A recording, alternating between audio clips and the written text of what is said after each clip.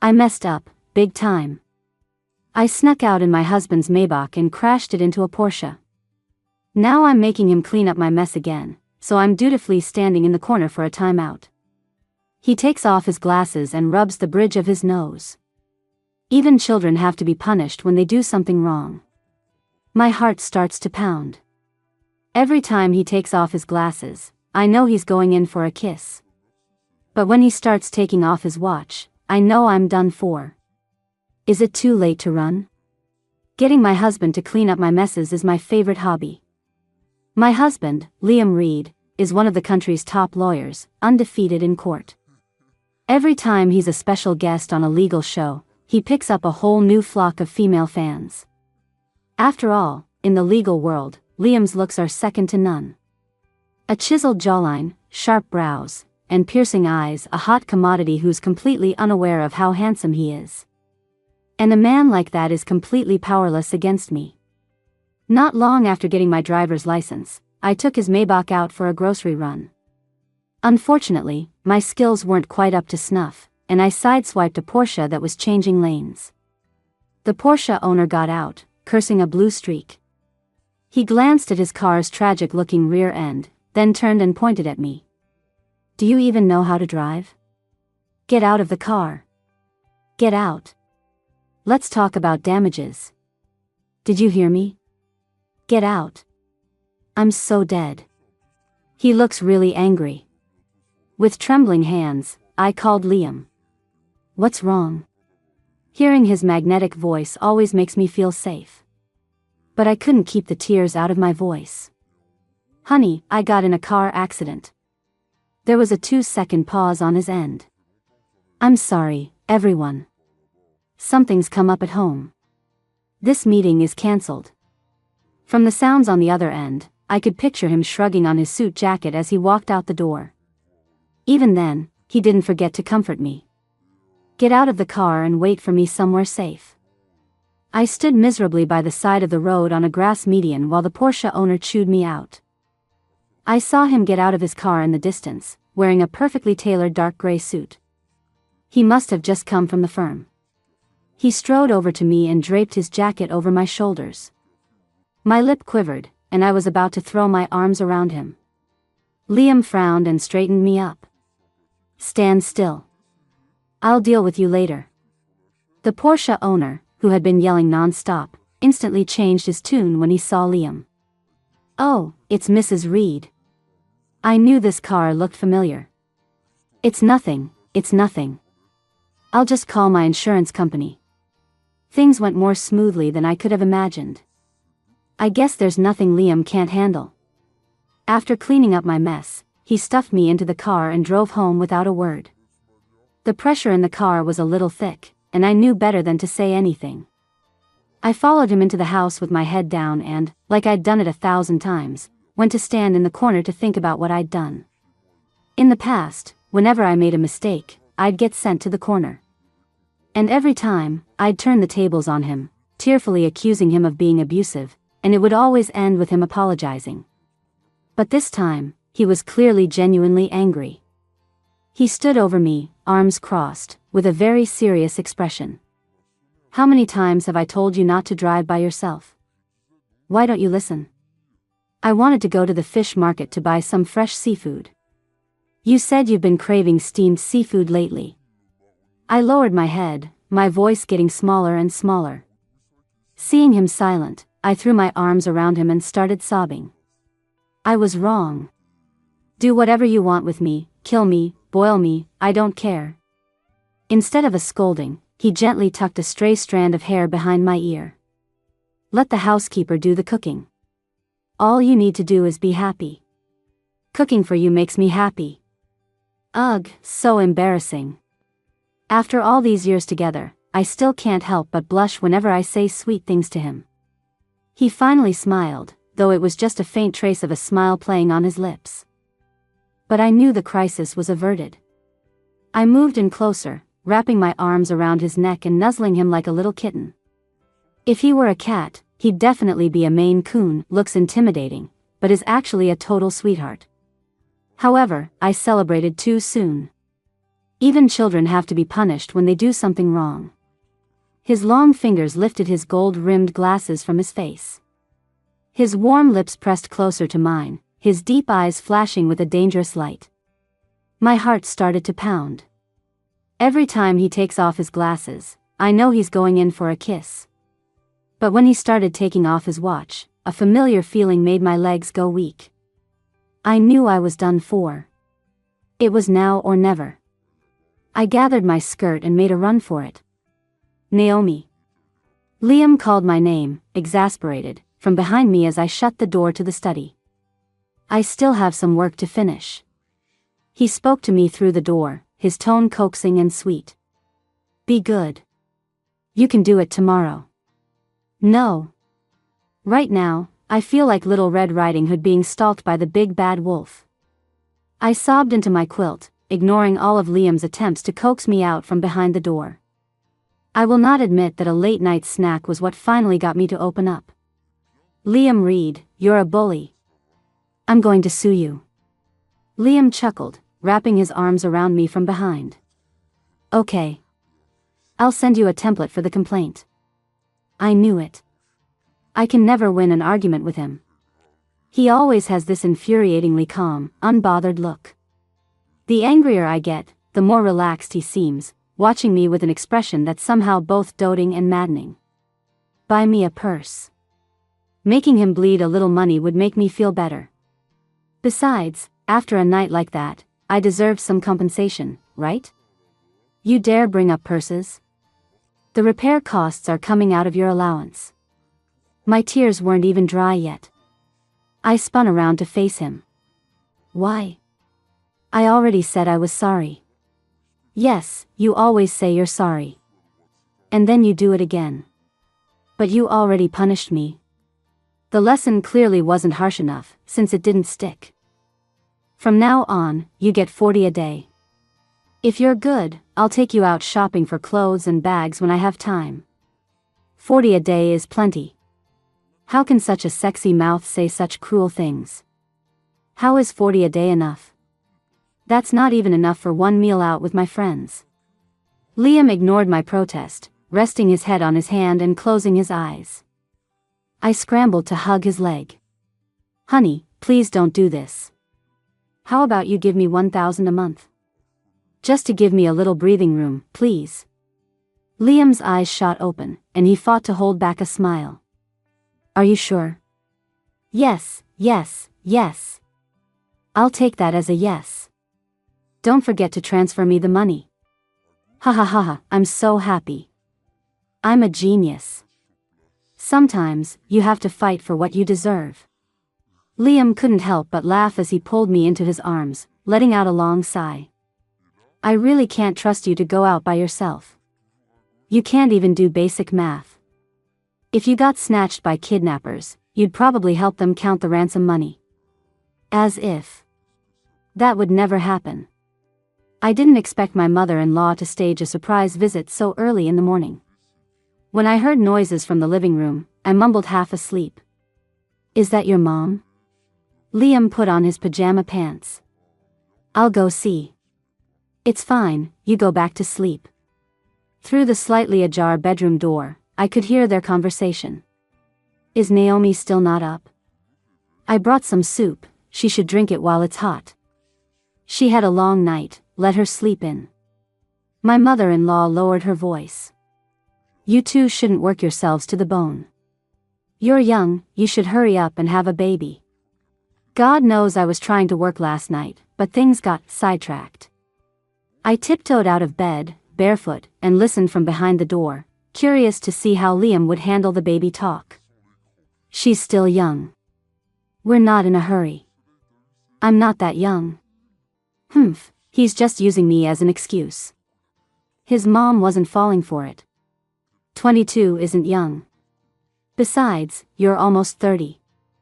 If you have kids soon, I can still help you look after them.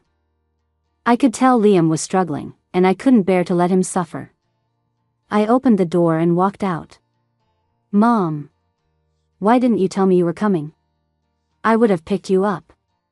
I went over and gave her a hug. The old lady pretends to be tough, but she's a total softie. Every time I hug her, she complains about how mushy it is, but she smiles like a flower in bloom. Oh, my dear Naomi is finally awake. I brought you some hot soup. Quick, drink it while it's warm. Out of the corner of my eye, I saw Liam let out a sigh of relief, a smile playing on his lips as he watched me charm his mother. I drank every last drop of the soup and showed her the empty bowl to prove it. See? I drank it all. Liam looked at the potent herbal tonic in front of him with a pained expression, his brow furrowing slightly. Mom, you really don't have to go to all this trouble in the future. This stuff gives me a nosebleed. I did my research this time, Mom. I reduced a few of the herbs. It won't give you a nosebleed, I promise. Liam has always hated soups that taste like medicine. I grabbed his bowl. Before Liam could stop me, I tilted my head back and chugged the whole thing down. Even my burps tasted like herbs. Actually, I kind of like, this soup. His mom gathered the dishes, satisfied. Naomi is such a good girl. Under the table, Liam squeezed my hand. I gave him a wink. It's nothing. I knew this was our little understanding. The guy was grateful I'd saved him. As she was leaving, his mom left me a pile of ingredients for the soup. She told me to make it often to build up my strength so we could have a baby sooner. I nodded, and as soon as I closed the door behind her, my nose started dripping blood. Liam's brow furrowed with concern. He quickly grabbed a tissue, plugged my nostril, and pinched the bridge of my nose with one hand. I'm telling her not to make it again. It's fine. She's retired, she just needs to feel useful. We should try to be more understanding. I looked up into his gentle eyes, and he smiled. You goofball. While Liam was at work, I finally had time to meet up with my friends for lunch. I met Chloe at an art exhibition. She later married into a wealthy family and was now living the life of a pampered housewife. When she heard my allowance this month was only $1,000, her eyes went wide with disbelief. No way, Liam wouldn't do that, would he? But wait, are you dumb? At $40 a day, that's $1,200 a month. You actually asked him to give you a lump sum of $1,000 instead? Has all that painting addled your brain? It's not surprising Chloe would think that. Liam laughed at me for a whole night over that one. Seeing how pleased he was with himself, I didn't have the heart to spoil his fun. I just graduated and haven't started looking for a job yet, and the royalties from my art publications haven't come in. I'm basically broke right now. I found an influencer with a huge network to help me connect with potential clients on Messenger, but he needed to be paid up front. Creating custom illustrations for clients is my specialty, and the income is pretty good. As long as I have a steady stream of customers, I'm confident I can make it work. If I only got $40 a day, it would take me almost a month to get started. That would mean losing out on the income from several commissions. So, when I thought about it, even if I was out $200, I figured I was just trading money for time. After I explained, Chloe just nodded blankly. Your love for money is truly a race against time. I shrugged and went back to sketching. Money makes the world go round. After finishing the client's custom piece, I glanced at my watch. I have to get home and cook. Liam's been working overtime a lot lately, so I want to make him something nice to take to the office. What? You're not going to come shopping with me for clothes? I grabbed my bag and pinched her chubby cheek. Once I start making money, I'll take you on a proper shopping spree. Okay, well, be safe. After a lot of work, I finally had the bento box and soup ready. When I got to the law firm, it was lunchtime, and everyone was eating at their desks. Everyone's eating, huh? I made a ton of food, come have some. Ben's face lit up when he saw me. Naomi. You're finally here. I've missed your cooking so much. He reached out, opened the container, and immediately stuffed a big piece of beef brisket into his mouth. Delicious. Hearing the commotion, Liam came out of his office. A smile finally broke through his tired expression when he saw me. I heard the noise and knew you were here. Whoa. Boss, this is the good stuff. Super potent. I heard a chorus of teasing from behind me. I turned to see that Ben had already opened the soup I'd brought for Liam. Liam's face turned black. Is all your work done? Are you looking for more overtime? Ben immediately stood up straight, trying hard not to laugh as he carefully handed the soup to Liam. My mistake, boss. Please, take care of your health. Naomi, in my office. I followed Liam into his office and watched as his face contorted while he lifted a piece of bullwhip from the soup with his chopsticks. Do you think I need this? No, no, no. I waved my hands nervously, trying to explain. Your mom said it also helps with fatigue. My head hung so low it was practically touching my chest. And? His eyes were brimming with amusement.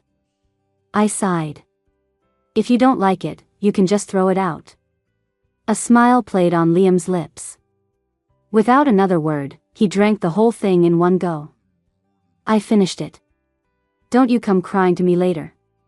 How do I always manage to dig my own grave? What have I done? When Liam gets busy, he loses all track of time. Seeing him so focused on his work, I couldn't bear to disturb him. Luckily, his office has a small private break room. I lay down on the bed and drifted off to sleep without realizing it. In a haze, I felt the bed dip beside me.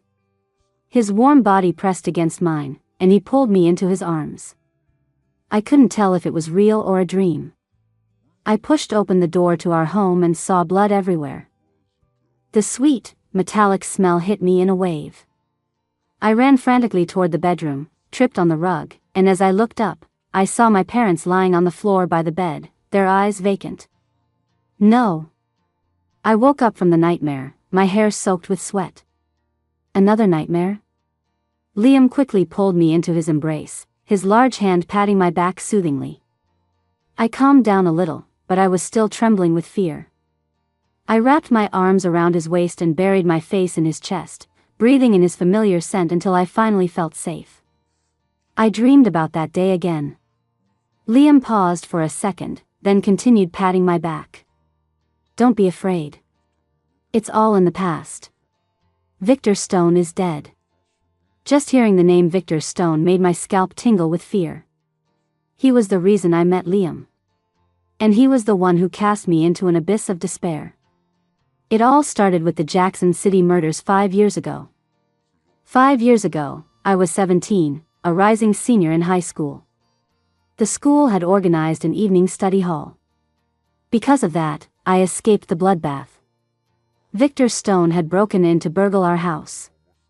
When my parents discovered him, he murdered them. But he didn't leave. After seeing a picture of me on my desk, he waited in the shadows for me to come home. When I opened the door and saw the horrific scene and Victor Stone standing behind the curtains, I scrambled out of there as fast as I could. Luckily, a neighbor was disturbed by the noise and called the police in time, and I managed to escape. But the legal battle that followed was not easy. Stone vehemently denied the charge of first-degree murder. He played the victim, admitting only to burglary and claiming that my parents had attacked him, forcing him to kill them in self-defense. You're lying. My parents were devout Buddhists their whole lives. They would never attack you. It was so hard. Utterly hopeless, I was wandering the streets when I saw a poster of Liam. He was in a sharp suit, his gaze piercing the camera. He was so young, yet already a star in the legal world. It took a lot of effort, but I finally managed to get a meeting with him. I didn't have high hopes. His fees were astronomical, and he was extremely selective about his cases. But to my surprise, he agreed right away. Later, we won the case. Victor Stone was sentenced to death, with the sentence to be carried out immediately. Even though we won, I was an orphan. Liam was only 24 at the time. He stood in my doorway, silhouetted against the light, like an angel sent down to earth. Come home with me. I slowly emerged from the dark corner and took the hand he held out to me. In that moment, I felt like I wasn't alone in the world after all. I moved into Liam's apartment downtown. I got the master bedroom, since it had an ensuite bathroom. He slept in the study, often working late. The trauma of losing my parents caused my grades to plummet from the top 3 in my class. When I brought home a report card that needed a parent's signature, I found myself shrinking outside his study, too afraid to go in. I was terrified of seeing disappointment in his eyes, terrified he would abandon me. But he didn't. He just looked over the questions I got wrong and patiently taught me how to correct them. It's okay. As long as you try your best, you don't need to feel any pressure. When he had free time, he would help me with my homework. Day after day, my cold, broken heart slowly began to thaw. I even found it beating wildly whenever I saw him. But he seemed to be deliberately keeping his distance. So I started avoiding him, refusing his tutoring, and trying to suppress feelings I shouldn't have. Battling depression, I choked on my college entrance exams and missed my chance to get into my dream university. But that year, I turned 18. I didn't need a guardian anymore. He was just too perceptive. He noticed I was pulling away. As I was packing my bags to move out, he blocked me at my bedroom door. Don't go. I kept my head down, afraid to look at him. I've been a burden for too long. You should have your own life. He grabbed the suitcase from my hand and set it down. Don't be ridiculous. I'm serious. I fought back tears and reached for my suitcase again, but he held it tight, refusing to let go. I stubbornly looked up at him, only to be shaken by a sudden, passionate kiss. It was my first kiss. And his, too. Liam found a way to pull me out of that dark abyss. He always said, you don't have to do anything. You just need to be happy. Slowly, I began to emerge from the gloom and grief, learning to laugh and be playful again. I even grew to love depending on him, even for things I could easily do myself. It's like how I can rip open a delivery box with my bare hands, but if he's around, I suddenly can't open a pickle jar. I can practically dance a jig in high heels, but if he's there, I'll complain about being tired and get a piggyback ride home. Depending on him always made him feel needed. What would you do without me? Every time he said that, his eyes would be full of pride and satisfaction. I'd hug him and look at him defiantly. And what would you do without me? What I did for him was keep the house spotless, simmer a pot of good soup, and cook a table full of delicious food. I washed his shirts until they were pristine and ironed them until they were perfectly smooth. He never knew where to find the clothes he wanted to wear. I even laid out his underwear for him every day, managing his life with meticulous care. He conceded. I guess it's me who can't live without you. Being needed, it turns out, is a wonderful thing. Sometimes, looking in the mirror at my fair skin and rosy cheeks, I can barely remember the little girl who used to cry in the corner of the classroom at 17. When I woke up this morning, Liam was already awake. The dark circles under his eyes were heavy. You're awake? You were talking in your sleep. Were you thinking about your parents? I gently stroked his cheek. Yeah, I'm sorry I kept you from getting a good night's rest. Don't be silly. I took the day off. I'll take you to see them. He's always so gentle, so attuned to my every fleeting emotion. We drove to the cemetery in the suburbs. Wildflowers were blooming all over the hills. I stood before my parents' graves, linking my arm through Liam's. Mom, Dad, don't worry. Liam has taken great care of me. I'm well fed, well clothed, and very happy. Liam wrapped an arm around me and silently kissed the top of my head. This peaceful, stable life, it's so good. Liam drove me home, taking a call from the firm on the way. Go on, you can go to work. Don't worry about me. I'll just go home and rest for a bit. Liam hesitated. I smiled and squeezed his hand. Really, I'll be fine on my own. Okay, I'll drop you at the entrance to the complex. I waved goodbye to him and turned, nearly bumping into someone. I'm sorry, did I step on you? The person shook their head but didn't say anything. A chill went down my spine. I forced a smile and started walking toward the apartment complex. But he didn't give up. He just followed right behind me. The faster I walked, the quicker his steps became. Just as I was about to enter the complex and call for security, he caught up to me, pressing the hard tip of a knife against my waist. He lowered his voice, whispering in my ear, "You know what to do." I glanced at the empty security booth, swallowed hard, and walked straight into the complex. What do you want?" "Go to the underground garage. Get in your car." Liam's Maybach, just back from the repair shop, was parked forlornly in its spot. The man forced me into the car, getting into the passenger seat and keeping the knife pressed against my side. "Who are you?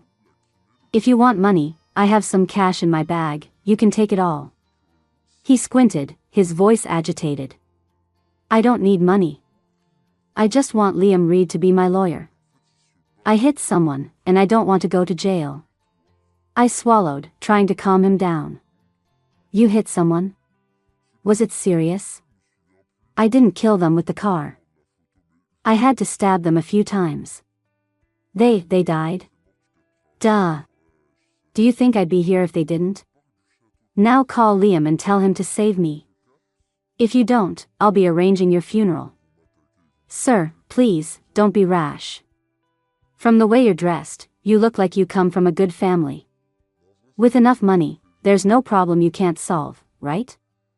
Seeing him calm down a bit, I continued, "My husband, Liam, is very stubborn, but he listens to me. I can talk to him for you. Call him now." I dialed Liam's number, but it went straight to voicemail. He was probably in a meeting. The man suddenly flew into a rage and told me to drive out of the complex. The roads became more and more remote. I didn't know where he was taking me, but I knew that the longer I stayed with him, the worse it would be for me.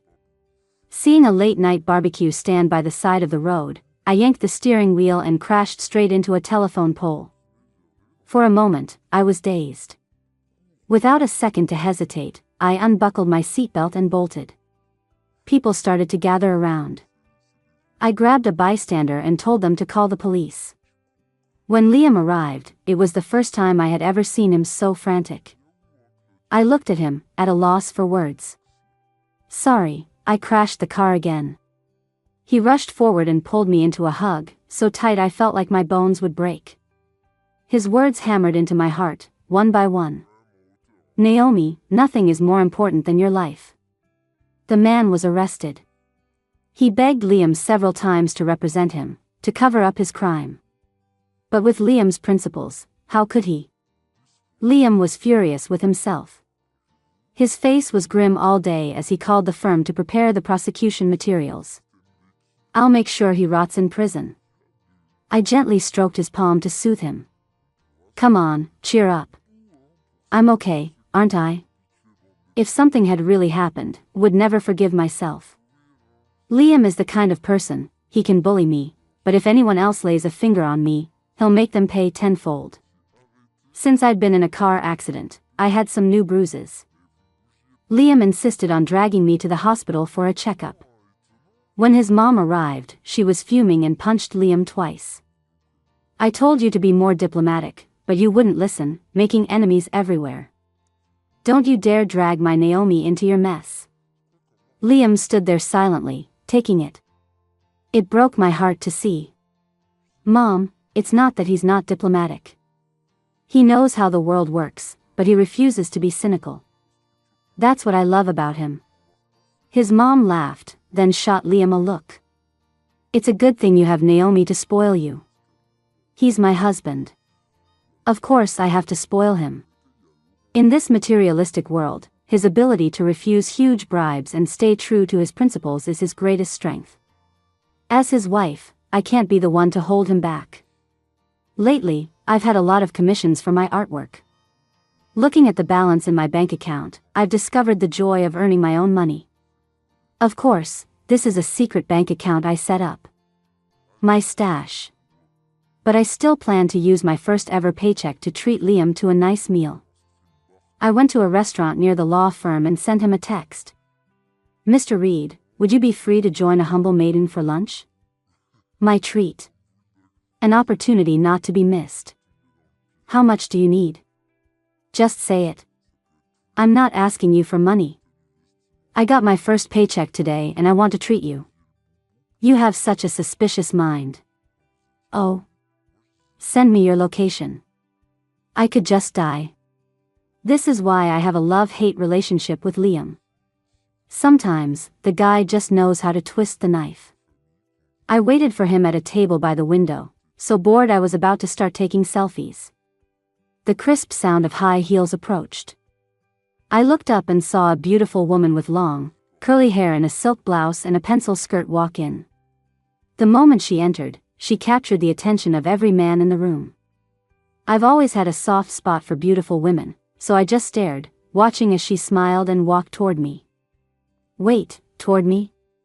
You must be Mrs. Reed. I've seen your picture in the album on Liam's desk. And you are? The beauty sat down in the seat across from me, smiling.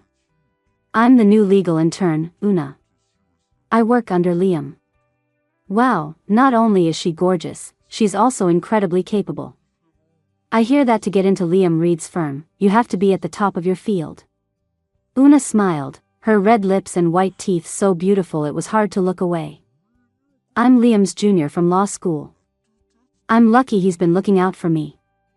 Otherwise, I wouldn't know what to do all by myself in this strange city. I couldn't help but sense a passive-aggressive dig in her tone, but out of politeness, I called the waiter over to get her a drink. You must be thirsty after all that talking. How about a milk tea? No, thank you. Just a glass of water is fine. Like Liam, I'm not really a fan of sweet drinks. To be honest, her constant mention of Liam was starting to get on my nerves. I lowered my head and sent Liam a message. You have 10 minutes. If you're not here, you're sleeping in the study tonight. Liam loves this brand of sugar-free drink. We were on a business trip together, and I even took a picture. Here, let me show you. Una held her phone in front of my face, swiping through photos. Suddenly, she swiped to a picture of him sleeping in bed. In the photo, Una was smiling at the camera, pointing at his sleeping face with a cute, playful expression. Even though I only glimpsed it for a second, I was sure the man in the photo was Liam. She quickly snatched her phone back. My senior drank too much on a business trip last month. I was the one who helped him back to his room. I don't know if she let it slip on purpose or by accident. All I know is that my mind was in a total chaos. I remembered that business trip last month, the only time Liam ever missed our goodnight call. What are you two talking about so happily? Senior. Una's eyes lit up when she saw Liam. Liam sat down next to me and, noticing the iced tea in front of me, frowned slightly. You're not supposed to be drinking cold things right now, remember? I defiantly took a big gulp from the glass.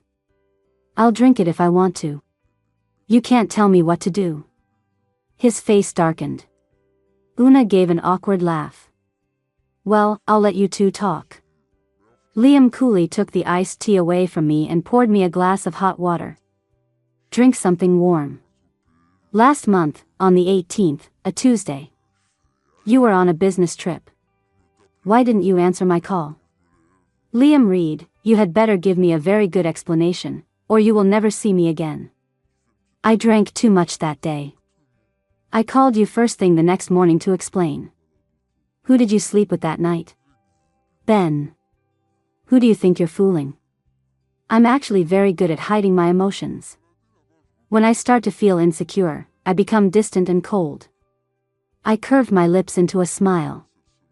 Liam, are the women on the outside just that much more exciting? The expression on Liam's face was complicated. He looked at me like I was a child throwing a tantrum at a loss, but with no intention of explaining himself. Naomi Reed. He rarely used my full name unless he was truly angry. Don't you dare take that parental tone with me. You stopped being my guardian a long time ago. I shook off his hand, grabbed my bag, and stormed out the door. Naomi. Liam ran out after me, but I had already slammed my foot on the gas, leaving him in a cloud of exhaust. In the rearview mirror, he grew smaller and smaller. My phone rang incessantly. Seeing his name on the screen, I declined the call. I'm colder than I give myself credit for. Maybe some girls wouldn't have the heart to hang up on him. But once my heart is broken, I shut myself away, curling up into a hard little stone. When the phone screen lit up again, it was an unknown number. Now of all times? Does he think I'll come crawling back just because he's using a different number? Stop calling me. There was a pause on the other end. Hello, I've just opened a new restaurant and I'm looking for someone to paint a custom mural. Someone recommended you. Well, what do you know? Business came knocking. If my man isn't going to act right, I might as well go make some money. Okay, text me the address. I'll head over in a bit to take a look. It was a long drive to a restaurant on the outskirts of the city. A tall guy in a white baseball cap was standing by the road. That must be the owner. He walked toward me and held out his right hand. Hi, I'm Ryan. I'd like to hire you to design some murals for my restaurant. I shook his hand, feeling the strength and breadth of his palm, and pulled my hand away, a little uncomfortable. No problem. What theme did you have in mind? Let me show you the layout of the restaurant first. Ryan pushed open the restaurant door and looked back at me. I hesitated, looking at the empty restaurant. But he immediately flashed a smile. Don't worry, I'm a perfect gentleman. His comment just made me feel awkward. I followed him inside. I looked at the peeling, stained walls. The air was thick with the smell of mildew. Sir, if you want murals, you'll probably have to repaint first. I turned back as I spoke, only to see a vicious glint in Ryan's eyes. Naomi Reed, I've been waiting a long time for this moment. When I came to, my head was still throbbing. I only remember the moment before I blacked out, Ryan swinging a baseball bat at me. Then, nothing. I was in a damp, humid room, the air thick with the smell of mildew. Ryan was sitting on a chair in front of me, smiling faintly. You're even prettier than before. If you weren't my enemy, I might have fallen in love with you. I tried to struggle to my feet but found I was completely tied up. I don't have any enemies. I think you have the wrong person. I'd recognize your face even if it were burned to ashes. Ryan lit a cigarette, then pulled a photo of me from his pocket. It was a picture of me at 17, the one Victor Stone had stolen from my room all those years ago. My breathing grew unsteady. I looked up at Ryan and realized his features were vaguely similar to Victor Stone's. You're his son. Smart girl. Ryan grabbed my chin, the hatred in his eyes practically overflowing. My dad could have gotten parole, but you just had to hire Liam Reed. You didn't leave him a shred of hope. I glared at him. I give him hope. Who was going to give my parents hope? Just then, my phone rang again. Ryan looked at Liam's name on the screen and laughed coldly. Liam loves you so much. If he saw your corpse rotting in a field, don't you think he'd be devastated? I was trembling with fear, but I forced myself to stay calm. Our marriage has been over for a while. He cheated on me with a coworker last month. If you kill me, you'd just be getting rid of an obstacle for him. He'd be thrilled, not devastated. Ryan's grip tightened. I've been watching him for a long time. He barely looks at other women. Except for you. To have a psycho kidnapper confirm my husband's fidelity, should I be happy or sad? Happy that this man has only ever loved me. Sad that I might not live to get out of here. Answer the phone. You know what to say and what not to say. Ryan pressed a combat knife to my throat and answered the call. Naomi, Liam, you're so annoying. I'm busy. Liam and I had a secret code, something only the two of us knew, to use if one of us was ever in danger. You're so annoying was our signal. No matter how much we fought, I would never say that to him. There was a 2-second pause on his end, then his voice dropped. Are you with friends? Are you being held hostage? Yeah, it's just the two of us. Yes, there's only one of them. It's late. I'm coming to get you. Don't be scared, I'm calling the police now. Don't. My friend's dad just died, he's having a hard time, so I'm just talking with him. I can't escape. It's Ryan, he's here for revenge for his father. It was our secret language. Only we understood what we were really saying. Ryan snatched the phone and hung up, then grabbed my collar viciously. You said too much. I believe Liam will come and save me. But Ryan was far more twisted than I ever imagined, even more so than his father. He brought out an assortment of knives and began to polish them meticulously, the gleaming blades flashing in front of my eyes. You know why I opened a restaurant? I was waiting for this day. I'm going to chop you up, make you into meat buns, and sell you without anyone ever knowing. Not a single trace. I could feel my heart hammering in my chest. I was terrified, but I couldn't cry. Showing any fear now would only encourage his twisted fantasies. Liam once took a case where the killer also made human meat buns. He thought he was clever, but the bones gave him away. If you want to kill someone, you have to destroy the body completely. He paused and looked at me. I feigned composure and continued, I know of a strong acid that can dissolve a body completely, not even leaving bones behind. Ryan laughed and walked toward me, studying me with a scrutinizing gaze. Naomi Reed, I've been watching you for years. Everyone thinks you're some sweet, innocent girl, but I know you're a master of disguise. You can't fool me. Ryan slapped me hard across the face.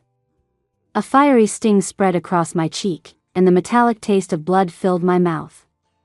Still so beautiful even when you're hurt. No wonder Liam Reed treasures you. I wonder if he'll still want you after I carve up your face a little. You can try. A familiar, icy voice came from the doorway. I looked up to see Liam standing there, his face cold, like a savior descended from the heavens. His eyes swept over my injuries, and a murderous look clouded his gaze. Well, Mr. Reed. Long time no see. Ryan was stunned for a moment, then he laughed and walked toward Liam. You warned me once. You said if I touched a single hair on her head, you'd kill me. I've done more than that now. What are you going to do about it? Ryan laughed, a cocky, defiant look on his face. The next second, Liam's fist crashed into his jaw. Ryan wiped the blood from his mouth, stunned, then charged forward, fists raised. Liam shot out a long leg and kicked him square in the stomach, sending him crumpling to the ground. This repeated over and over. I had never seen such a bloodthirsty side of Liam. Ryan was completely outmatched, unable to defend himself. Soon, he was a heap on the floor, barely breathing. Liam rushed to me and untied the ropes. I looked at him, my eyes welling with tears. If you were any later, you wouldn't have a wife anymore. My own meek, fragile tone surprised me. Just moments ago, I was playing the part of a cunning victim with Ryan, and now I was back to being Liam's little wife. He hugged me tightly, his voice trembling. I'm so sorry. I hugged him back, but then I looked up and saw Ryan suddenly get to his feet. He grabbed a knife from the table and rushed toward Liam. My heart seemed to stop. I quickly spun us around, putting myself between him and the blade. If I can die for you, it's worth it. Liam looked at me, stunned. Then a loud thud came from behind me. I turned to see Ryan had face planted spectacularly, his foot tangled in the very rope he'd used to tie me up. He wasn't getting up again. It was. The scene was both terrifying and hilarious. Mortified by my own dramatic declaration, I quickly buried my face in his chest. Liam chuckled, holding me close. Who was it that just offered to die for me? Why so quiet now? Ugh, just shut up. I covered his mouth in embarrassment. He can be so infuriating. The sound of sirens grew closer. I knew the danger was finally over. I called the police before I came. How did you know I was here? I put a tracker on your phone, remember? After the first kidnapping attempt, Liam had installed a tracking system on my phone. I had complained about it at the time, but I never thought it would end up saving my life. Oh, right. I need to get my phone. That thing is my savior. I walked over to the table, grabbed my phone, and smiled at Liam, who was standing by the door with his hands in his pockets. Got it. He smiled back at me. Let's go home. Suddenly, a huge explosion erupted behind me. The smile vanished from Liam's face. Before I could react, I was struck by a piece of metal shrapnel sent flying by the blast. I felt like I was in an empty void, with no way out. In the distance, my mom and dad were walking toward me, the same loving, gentle smiles on their faces. Mom. Dad. I missed you so much. I rushed toward them, but my arms passed right through them. Naomi, dear, you don't belong here yet. Go back. Liam needs you. I stood there helplessly as my parents' figures faded into the distance. Liam must be going out of his mind. I can't die yet. I remembered the year he brought me home. I was so tormented by my parents' deaths that I had lost the will to live. One night, I cut my wrists. Watching the red blood flow, tears streamed down my face. Just like that, I slowly lost consciousness, until I heard his urgent voice calling my name. In a daze, I saw the fluorescent lights of the hospital's ceiling flashing above me, and his frantic, red-rimmed eyes. Naomi Reed, if you die, I will never forgive you, not even in the next life. That was the last thing I heard him say before I passed out. He treasured me. How could I give up so easily? I slowly opened my heavy eyelids to the beeping of medical equipment. I felt my hand being held tightly. I turned my head and saw Liam, head bowed, sleeping by my bedside. I tried to reach out and touch his thick hair, but my arm wouldn't lift, the pain sharp. Ow. The sound must have woken him. He looked up, his face a mixture of shock and joy. But his stubble-covered face startled me. Naomi. Why didn't you shave? You're not handsome anymore. Maybe that was a good icebreaker? Sure enough, he smiled and gently squeezed my hand. I was watching over you every day. I didn't have time to shave. He called the doctor to check on me. Only after they confirmed that my vitals were normal did he sit back down and let out a breath of relief. It turned out that Ryan had rigged the place with explosives. As he lay there dying, he hit the detonator. Luckily, I wasn't too close to the blast. I was hit by flying debris and injured, but I would be able to recover slowly. During my hospital stay, his mom visited a few times, bringing more of her special vitality soup. I really couldn't drink any more of it, so I forced Liam to finish it for me. Even though he was reluctant, he caved under my threats and coaxing and choked it down. When I get better, you have to buy me a purse. Okay.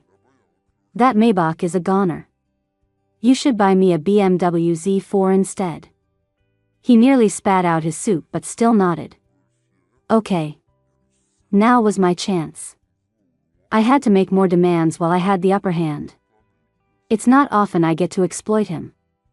And can my monthly allowance be a little more? Every time I go out with Chloe, she pays. It's not right that I can't treat her. Okay. Liam was powerless against me. He handed me a peeled apple. Any other demands? I'll grant whatever I can. I tilted my head and thought about it. Fine, he's my husband. I shouldn't exploit him too much. That's it. That's all. Thanks, honey. I took a big, happy bite of the apple, feeling delighted. The door to the hospital room suddenly flew open, and Chloe came in, sobbing. Naomi Reed. If you didn't wake up soon, Liam was going to drive us all insane. She pulled a bank card out of her purse and handed it to me. Here, take this. You don't have to. Liam paid for all the medical bills. This is the royalty payment for your artwork. It's over $1 million.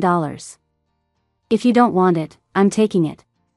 Liam, who had been resting with his eyes closed, suddenly opened them and looked at me. Ah! How could I let him find out about my secret savings? Chloe seemed to sense the strange tension between us and gave a nervous laugh. Heh, I just remembered I have something to do. I'll come see you in a few days. As soon as Chloe left and the door clicked shut, Liam leaned forward, a half smile on his face. Over $1 million in royalties, and you told me you didn't have money to treat Chloe to dinner? Since when did my little girl learn to lie? I rubbed my temples.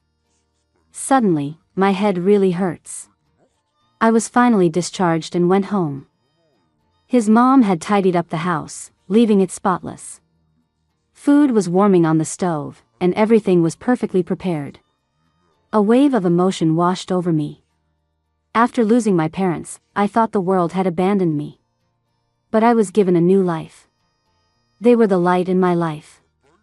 Oh, my, why is the child crying? His mom came over and pinched my cheek. Liam glanced down at me. She's probably moved by your love again, Mom. You silly girl. Anyway, I made you two some soup. Drink it and get some rest. I have to go home and water my plants. After saying that, she gave Liam a meaningful look and patted his shoulder. You better step up your game. Mom, you. Liam watched his mom go, exasperated, as she smiled, closed the door, and even took the trash out on her way. I stood there, stunned. Liam's eyes darkened, and his voice was husky. Are you tired? Not tired. After I answered, I realized that wasn't right and quickly added, tired. He laughed, took off his glasses, and gave me a light kiss on the lips. Don't worry. I won't touch you until you're fully recovered. That night, Liam held me as I slept. In my dreams, he slept soundly, even snoring lightly. The poor guy. After all that time watching over me at the hospital, how long had it been since he'd had a decent night's sleep? Looking at his sleeping face, I suddenly remembered the photo on Una's phone, and a surge of anger rose in me. I immediately shook him awake. Liam Reed. In the moonlight, he groggily opened his eyes. What's wrong? You still haven't explained the situation with you and Una. How did she get a picture of you in bed? I described the photo I had seen on Una's phone. After listening, Liam couldn't help but laugh out loud. That's what this is about? And you say you're not jealous. He opened his phone and found a post from Ben's social feed from that day. The boss drank too much tonight, taking my chance to get a few pics. The photo showed Ben and Una taking a selfie with a drunk and sleeping Liam. The picture on Una's phone had just cropped Ben out, making it look like it was just the two of them. That explained everything. I laughed awkwardly. Oh, well, you can go back to sleep. Sleep? How am I supposed to sleep now? Liam rolled on top of me, pinning my hands above my head and holding me firmly in place. You said that until I was fully recovered, you wouldn't. He kissed me. The deal's off. Extra, Liam's perspective. The first time I saw Naomi, she was 17. I pushed open the door to the firm's reception room, and she looked at me with tear-filled eyes, unable to hide her grief. That look of despair and helplessness struck me right in the heart. From that moment on, I swore I would protect her for the rest of my life. She was a girl of few words, only answering what I asked, and always seemed to retreat into dark corners to be alone. I couldn't help but want to know more about her, and I poured myself into her case. Even my colleagues at the firm teased me. How much could that little girl possibly pay you to make the great Liam Reed work so hard? There's never a reason for falling in love. After we won the case, our lives should have gone their separate ways. But the image of her hair in a high ponytail, her pretty face without a trace of makeup, her tear-streaked cheeks, appeared in my dreams more and more often. I realized I was madly in love with her. This was not good. She was a full 7 years younger than me and still in her senior year of high school. But I couldn't bear the thought of her being alone, especially after her evening study sessions. I would drive my car and follow her silently from a distance. She would return to the group home alone, and I couldn't help but wonder if she was scared. I had a long talk with my mom. She pitied Naomi for what she'd been through and applied to be her legal guardian. It was around that time I started going home more often. As her college entrance exams approached, I had her move into my downtown apartment to be closer to school for her evening study. The master bedroom had an ensuite bathroom, which was more convenient for a girl, so I gave it to her. She was a little surprised, murmured a quiet thank you, and closed the door. Afraid of making her uncomfortable with too much attention, I kept my distance, playing the role of an older brother. Until my mom called. Naomi's teacher had called her. Naomi's ranking had dropped by over 100 spots. Before the tragedy, she had always been in the top 3 of her class. This drastic drop in grades had to be a sign of psychological distress. I talked to her. She kept her head down, her fingers picking nervously at her clothes, not saying a word. Naomi, it's okay to do poorly on one test. You don't need to put any pressure on yourself. I turned down a lot of cases to make time to tutor her. Under the desk lamp at night, the fragrance of her long, dark hair filled the air, and I had to fight to suppress my feelings. She had a strong foundation, and her grades slowly stabilized and improved. That long-lost smile finally reappeared on her face. The day she showed me her report card and hugged me with a huge smile, I admit, I was completely lost. I'm going to get into Rhode Island School of Design. I want to be an illustrator. I breathed a sigh of relief. She was finally, slowly, moving past that painful memory. Sometimes, when she didn't have evening study, she would cook dinner and wait for me to come home. Liam, I made dinner. Let's eat together. A simple meal of 3 dishes and a soup. It was light, but incredibly delicious. Is it good? She would look at me expectantly. I'd nod. Delicious. She was so easy to please. After hearing my reply, she happily ate an extra bowl of rice that night. A subtle, unspoken affection was growing wildly between us. My mom found her diary and discovered her girlish crush, and she sat me down for a talk. Naomi is a good kid, but the gap between you two is just too big. Mom, don't ever look at her diary again. We'll pretend we don't know. I know what I'm doing. From that day on, I intentionally distanced myself from her. I worked more overtime, my schedule becoming increasingly packed. I blame myself for not paying enough attention to her during that time. She choked on her college entrance exams. And missed out on her dream school. I don't deserve to go to RSD. I don't deserve to be a good illustrator. And I definitely don't deserve for you all to be so good to me. The moment she saw her results, she broke down, locking herself in her room and refusing to eat or drink. I was worried she would do something foolish again. I got the key, opened the door, and in the moonlight, I saw her crying in the corner. My heart ached. Naomi, if you want, I can send you abroad to study. Didn't you decide to ignore me? Go away, I don't want to see you. She threw a pillow at me. I sighed. I wasn't ignoring you. I would do anything to make you happy. But would you even want to stay by my side? Thinking about the past still makes my heart clench. We both struggled for a long time. She even tried to leave the house to save me the trouble. I was a mess, completely lost. Thankfully, I finally took that leap of faith. I didn't care about the age gap, or what people would say about her just being after my money. I didn't give a damn about any of that gossip. In college, she didn't want to leave me, so she continued her studies at a local art school. Every time I picked her up in my Maybach, her classmates would whisper behind her back. That just made her hold her head up higher as she got in the car, only to whisper in my ear, "Honey, can you get the door for me next time?" Why? Don't you have hands? She would look at me with those big, pleading, puppy dog eyes. My classmates are all spreading rumors that I'm some old man's sugar baby. I keep telling them it's not true, but they don't believe me. If you open the door for me next time, they'll see how handsome and young my husband is. Her logic was insane, but but I happily agreed.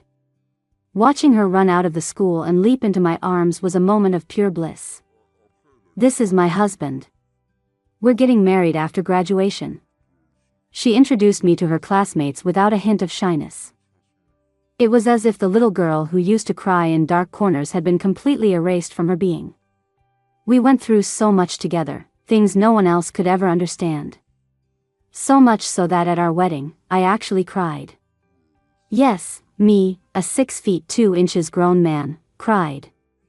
Naomi, meanwhile, stuck out her tongue playfully and said to our guests, "Please excuse him, everyone.